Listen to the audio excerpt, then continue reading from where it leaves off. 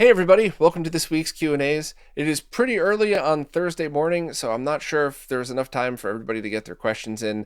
And I just wanted to take a quick moment to politely remind everybody that I never intentionally miss anybody's question.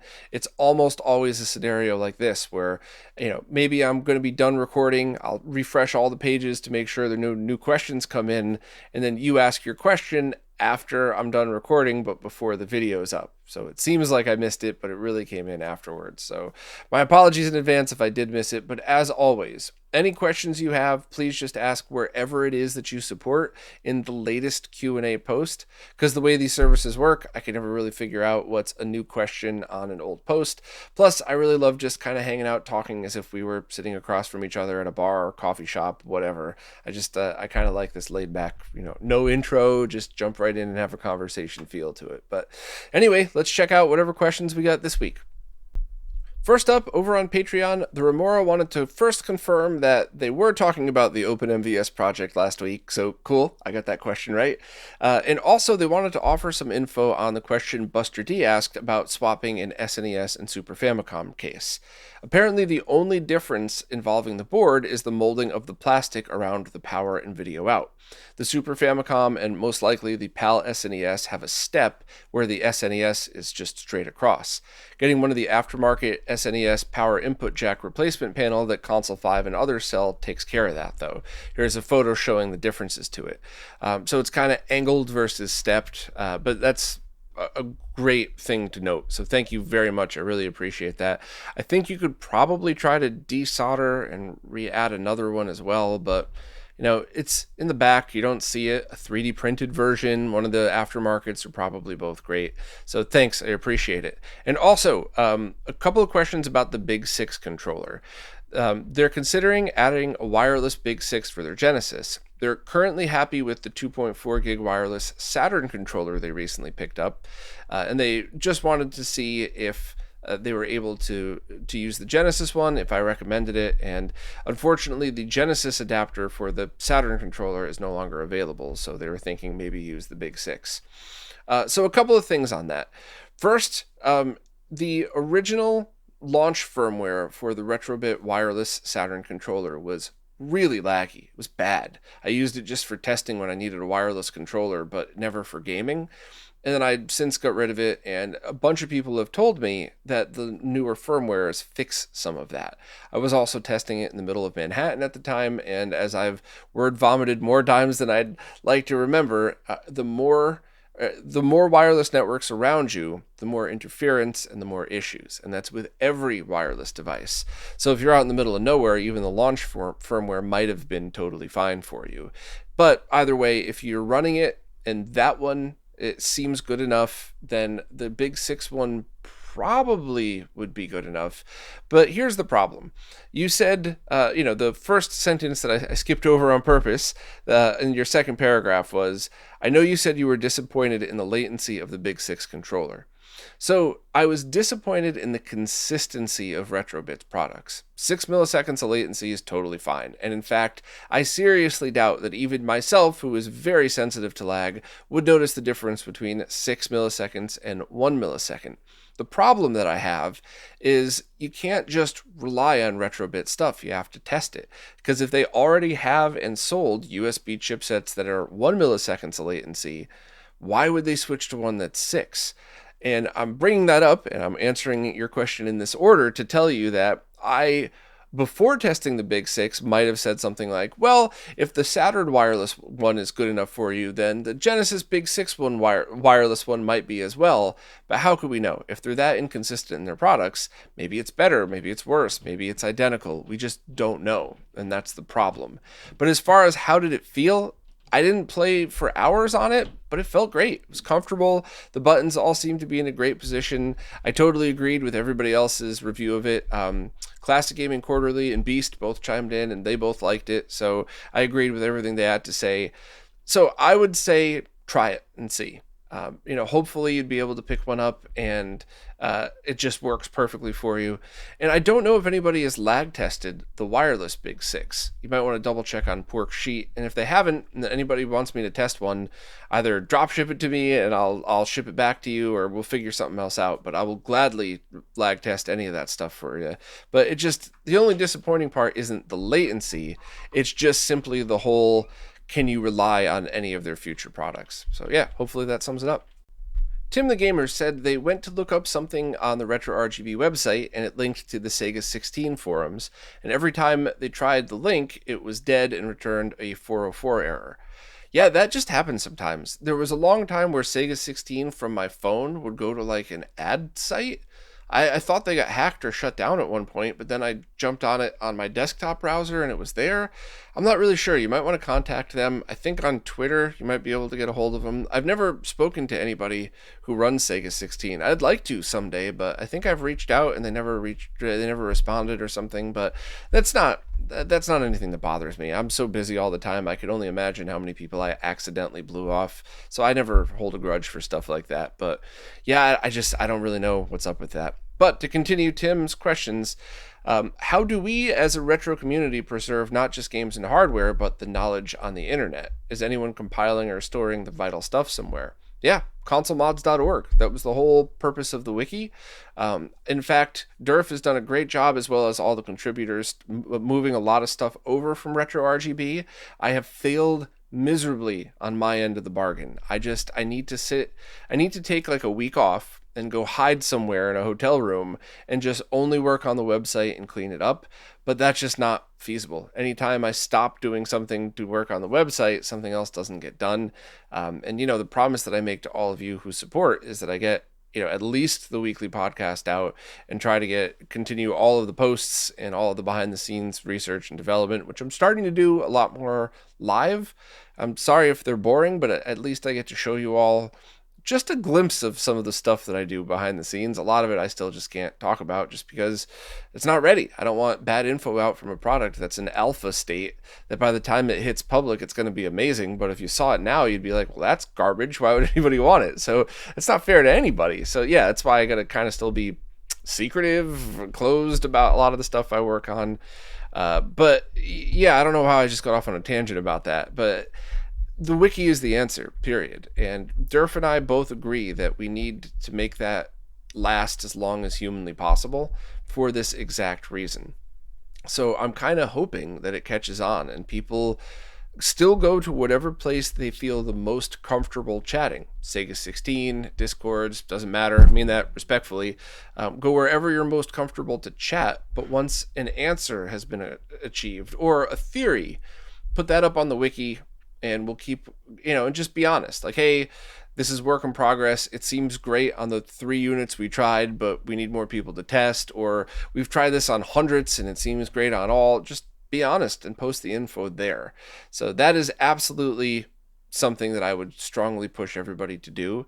And the only reason I haven't done more for the wiki or pointing RetroRGB stuff to it is just simply time. I need to clone myself and put one of me just on the website. And, it's kind of a chicken and the egg scenario, I guess. But I'm trying to make time for it. I just don't know how. So, yeah, the wiki is the answer. And I've been failing miserably on that, but everybody who, Durf and the crew have all been doing an excellent job. So thank you to them, and please consider signing up and posting and porting anything over from any other site. Just, all the normal wiki stuff, credit where credit's due, and, just be honest and don't put opinions on the wiki. Put facts. Opinions are for chat sites, retrorgb.com. The wiki is supposed to be just tech stuff. So yeah, that's where to go. Tony Escobar has a Mr. question. What's up, Tony? They've been in touch with both Pork from Mr. Add-ons and Greg from Laser Bear about this. One of their Misters has issues with HDMI output. The screen flickers, then cuts to black and reloads. Originally, it was only when they connected it to the 1536p iPad screen from Laser Bear, but they've run a few tests with other video modes, and they were all stable. It just seemed that one special setting was what was extremely unstable. They were watching My Life in Gaming when it occurred to them to try a different HDMI cable, so they bought a high-speed 4K HDMI 2.0 cable, but it didn't work. However, it seemed to work well with 1080p until recently. Now there's significant flickering when the MiSTer boots, always in the upper left corner, and the screen is even blacked out once. When they run the update all script, the code warbles on the screen. Pork asked to try with 720p and it was stable, no flickering, and the update all script was crystal clear. The question is it the D10 Nano board? Could it be faulty HDMI?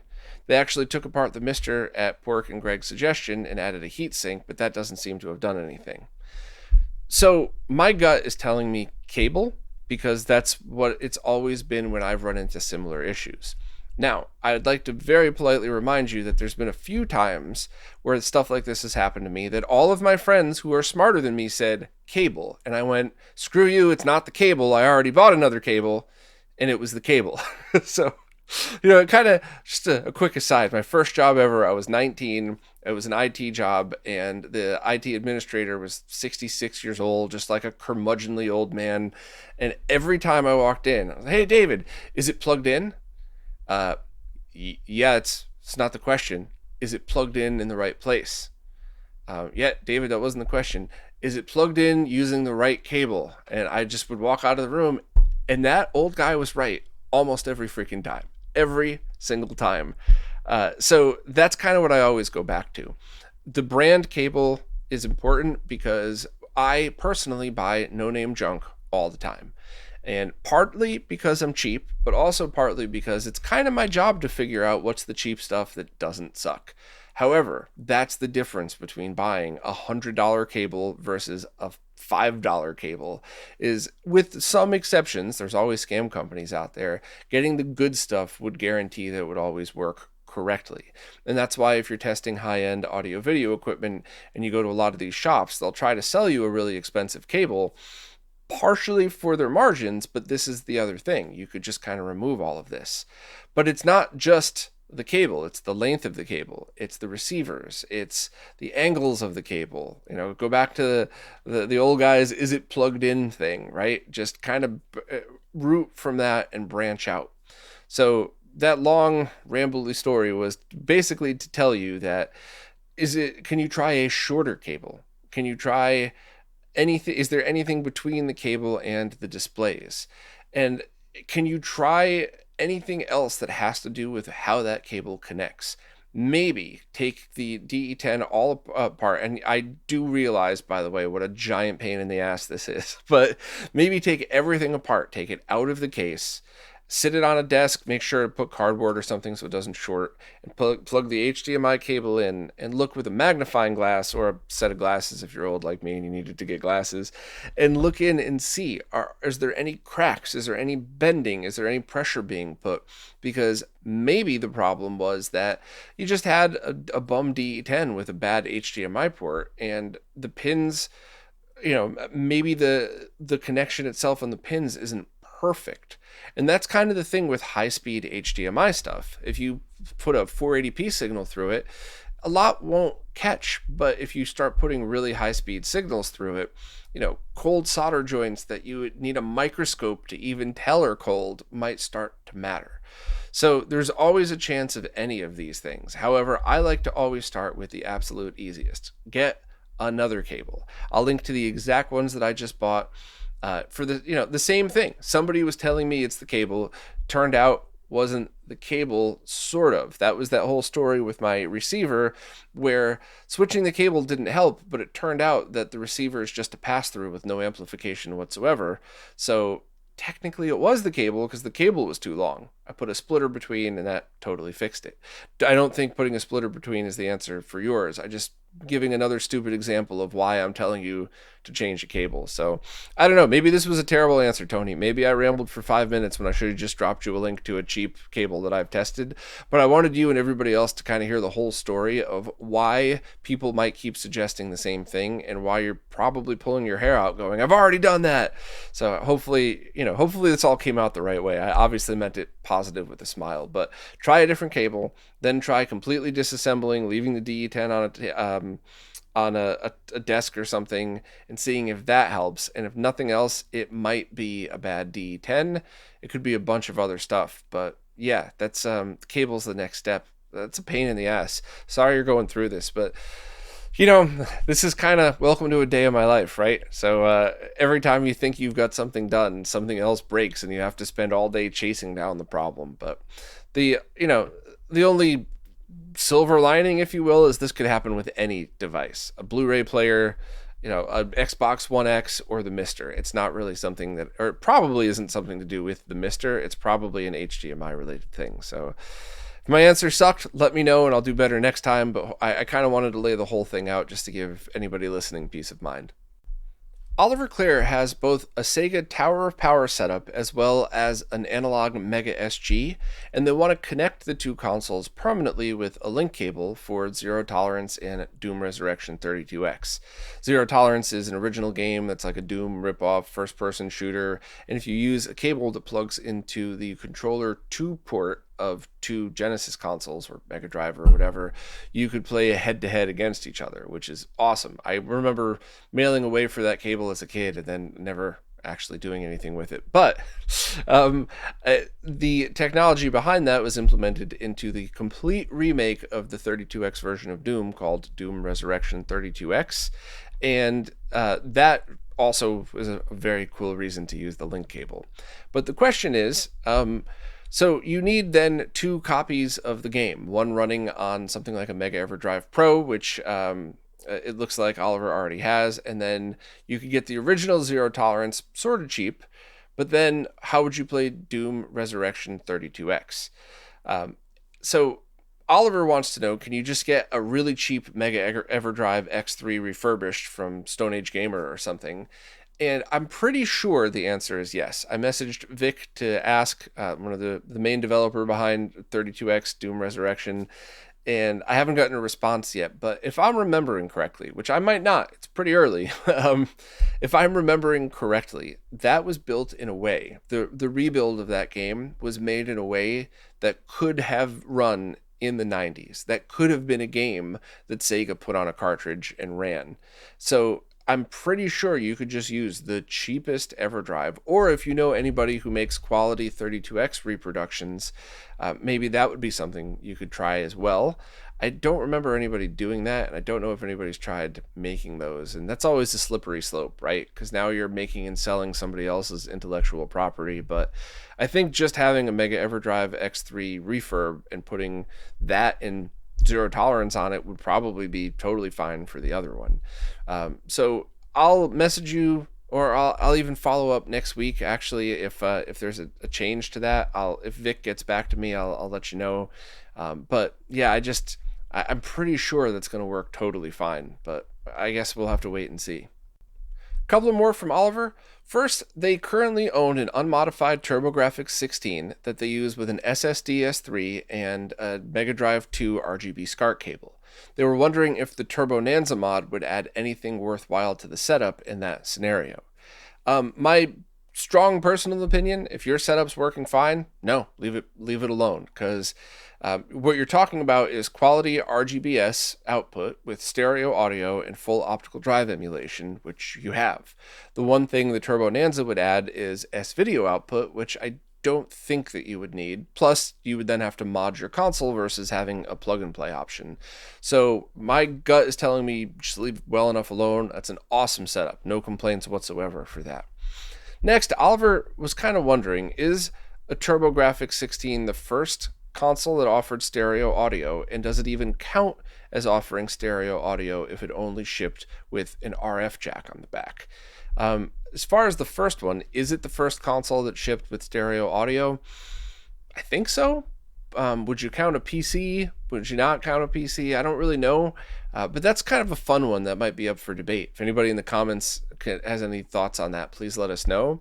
But it is absolutely, without a doubt, a stereo console, because much like the Genesis that may have just shipped with an AV cable and the RF jack, that is definitely a stereo audio console. Now, Genesis has that 3.5 millimeter jack in the front, but it didn't come with a 3.5 millimeter audio cable, it didn't come with headphones, but it's definitely still stereo audio. And that's the same with the TurboGrafx. You would have had to have bought one of their add-on adapters to get composite video and stereo out of it, but it definitely does offer that without any mods. You just plug it in the same way that you would with the Genesis. So if anybody disagrees with that, please let me know. I'm always open to new opinions and stuff like that. But I mean, I would be shocked if anybody really disagreed. From the factory, all you have to do is plug something in and stereo audio appears, then to me personally, that means stereo audio is definitely available. And even one other layer on top of that, the games that offer stereo audio were programmed with different audio channels, whereas the NES, maybe there's some way to do a plug and play mod on the bottom port that separates the audio channels. I don't think so, but let's just pretend it was.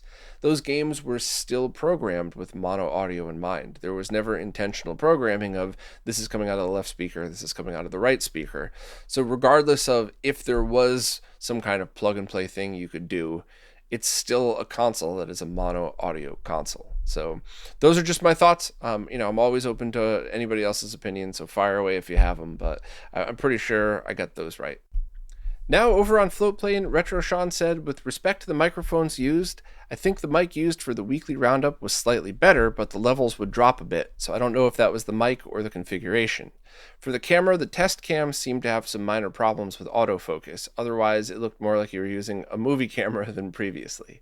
Thank you. I'm still kind of getting everything set up here. Since this appears to be the last question of the week, I'm going to ramble on about it. But if you don't care about my test setup anymore, please, please, please close the YouTube window, shut off your podcast, whatever. I never want to waste people's time. But this week I have... So do I have the box handy for it? No, I don't. But I have the Shure SM7B, and that was the mystery mic. And I didn't want to say which microphone that was because it's like the most famous podcasting mic. So I didn't want to skew any of the results, but that's what I've been using this week. The other microphone that I used was the same one that I used in New York. I just kept it, rather than right in front of my face, I kept it maybe 6 inches away or something. And the only thing I'm still waiting on is a new arm has to arrive, because the one I have now, it was like the $18 version. I think I've been through 3 of these in the past 4 years, which, it's like $1 a month to use one of these. So I finally bit the bullet and I bought like a $60 one, which should be better. There was one that was like $140 that looked awesome, but that's more than twice the price. So I'm going to try the mid-tier one, and I'll add all that to the Amazon shop as well. So I think this is going to be a good setup, because I think I could still have the mic just off camera. I mean, it's right. You could kind of, yeah. So if you're watching on video, you'd see it appear up. So I think I could have it just off camera, so I still look the same way that I did, but cut down on some more of the background noise and everything. And lucky enough, a good friend of mine was willing to trade me the D80S mic for the SM7B. So this got to be, we both kind of won. He gets a really awesome boom mic for when you need a boom mic, and I get to try to improve the audio quality. Funny enough, though, the problem I had today was the Kio Razor, the 4K30/1080p 60 webcam that I've been using. For whatever reason, when I turn the brightness up on it, or I have it in auto mode and the brightness is up, the frame rate seems to drop. And I mean, it was driving me crazy this morning. I tried multiple USB cables. I tried reflashing the firmware, and it got way worse. I had to do like a factory reset after the firmware flash and all that stuff. And so I don't really know. I would love for this to be, I think this might be the best permanent setup, where the Kio Razor Pro is sitting on the mic stand behind me. It's light enough, actually, where I might even be able to get a cheap ceiling mount and not have to worry about, ripping a hole in the ceiling, because I have a big heavy camera setup on there. So that might actually work. That might be kind of the good solution. But I also like that I could just grab that mic stand and then add that for a different angle for working on stuff. I think the camera over there is that Sony camera. I think that's probably a good place for that. I just have to run a long HDMI cable and a power cable around, but that's totally doable. And then of course I still have my GH5 for anything fancy. I still love this camera. This is my favorite camera I've ever used. Someday I'd like to check out what the GH6 offers over it, but honestly, that's still my favorite. But I mean, I think the Kio webcam that I'm using now, I think I look better than I did with that Sony camera from before. I didn't turn on the background blurring this time just because I was having so many problems setting this thing up, but I think this is a good enough weekly setup, and I just I just want to make sure I'm clear, even through my rambling, that it's not like I care less about the weeklies. I care very much about these, the Q&As, the roundup, the speaking podcast that I do with people, which I gotta start doing those more often. I care very much, but the reality is how I look makes almost zero difference to the total presentation unless it's distracting. Basically, if it's not so bad that it's distracting, then it should be fine. But I actually think this looks pretty good. So I think I'm going to settle on this setup, assuming the new arm works fine, assuming the webcam doesn't freak out. Because I probably wasted 40 minutes on this stupid webcam before recording this Q&A, and I don't have 40 minutes to throw away on stuff like that. So if it's consistent, cool. If it's not, I might try to return it, which I think it's long past the return period, but it's a lot of money. It was a $300 webcam, so I'm really hoping for a lot better performance than this, but hopefully this week's Q&A came out okay. So, let me know if you have any other thoughts on it. Well, that's it for this week. I already gave the whole where to post your question spiel at the beginning, so I just wanted to say thank you as always. I really appreciate everybody who contributes in any way, and I also really love doing these Q&As, and I'd like to try to find a way to be a little more interactive and kind of have some more fun. So if you have any suggestions, let me know, but honestly, really just thank you very much.